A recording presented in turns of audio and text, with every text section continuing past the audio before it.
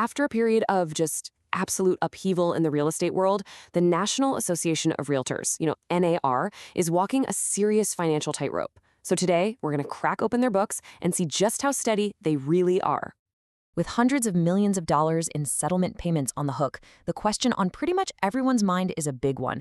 Is the nation's most powerful real estate trade group actually going broke? To figure that out, we're starting with a full financial checkup. And this is a big deal because for the first time, NAR has opened its books to the public. We're getting a really rare peek inside the finances of the world's largest trade organization. And honestly, the timing couldn't be more critical. After that landmark legal battle and the massive settlement, understanding their financial health isn't just about spreadsheets and numbers. It's really about the future of the entire industry. So what did this unprecedented look into their finances actually show? Well, the answer might just surprise you. Okay, first step, and this is wild. Against all odds, there's actually some unexpected good news. And it all comes down to a really surprising twist in their membership numbers. Right now, NAR has a staggering 1.49 million members.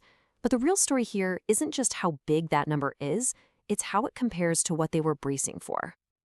And here's where it gets really interesting. NAR had budgeted for a loss of about 100,000 members this year. They were expecting to land at 1.4 million, but instead, they barely lost any. Their CEO called this relatively sticky membership, and believe me, for their finances, this is a huge, huge deal. So what does that sticky membership actually mean for their bottom line? Well, it translates directly into an extra $18.3 million in revenue that they totally weren't counting on. And that is a very, very welcome cushion, especially given the storm clouds on the horizon. But that unexpected cushion is being put to the ultimate test. Let's look at the other side of the ledger, the incredibly pricey settlement. This, right here, is the massive cash drain that's putting the entire organization under so much pressure. So, picture this. At the end of last year, NAR was sitting on a pretty healthy cash pile of nearly $320 million. That's our starting point. Then came the first massive hit, one single settlement payment of $197 million. And just like that, poof, more than half of their cash on hand just vanished. And the bleeding hasn't stopped, not by a long shot.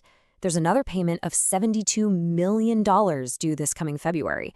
So you have to ask, how are they possibly going to cover that? The answer lies in something called marketable securities. You can just think of these as a financial safety net, assets like stocks and bonds that can be sold off and turned into cash very, very quickly. And NAR is holding over $267 million worth of them, which gives them a really crucial lifeline right now. This brings us to their internal strategy. With these huge expenses going out the door and a real desire to not alienate their members, NAR is basically shuffling the deck, reallocating funds to try and stay afloat. First, and this is a crucial decision that's going to be a huge relief to their members, dues are not going up. They're staying flat at $156 for 2026. But, holding the line on dues means NAR has to get creative and find that money somewhere else. And this slide just brilliantly illustrates where they found it. Members pay a special $45 assessment for a national ad campaign. While NAR's board decided to divert $35 of that, that's a full 78% to cover core operating expenses. That leaves just $10 for the actual ad campaign. And just to put that into perspective for you, here's where the standard $156 in dues goes. A pretty significant chunk, $55 or about 35%, goes directly to lobbying efforts. The rest covers all their other operations.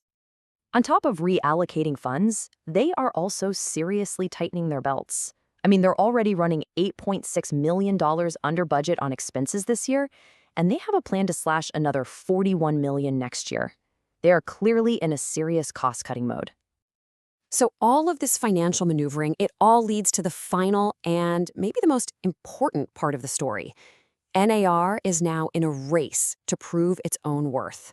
This is the big existential challenge facing this real estate giant. And you don't have to take my word for it. NAR's own CEO, Nikia Wright, framed the situation perfectly with this quote. She openly acknowledges they are in a race, not just to balance the books, but to justify their very existence to their members. And to win that race, they've laid out a whole new strategic plan. The core ideas are pretty straightforward. Modernize the tools they offer agents, customize their services to better fit what people actually need, and, above all else, clearly demonstrate their value proposition. So, what's driving this entire strategic shift? Well, it's all about preparing for a future where membership might become a choice, not a necessity. A future where agents could get access to their local MLS without being forced to join a realtor organization. Which leaves us with the ultimate question. NAR is financially stable, for now, but they are absolutely on the clock. Can this organization successfully reinvent itself and prove its value before its members are no longer a captive audience? The race is on, and honestly, the future of the real estate industry might just hang in the balance.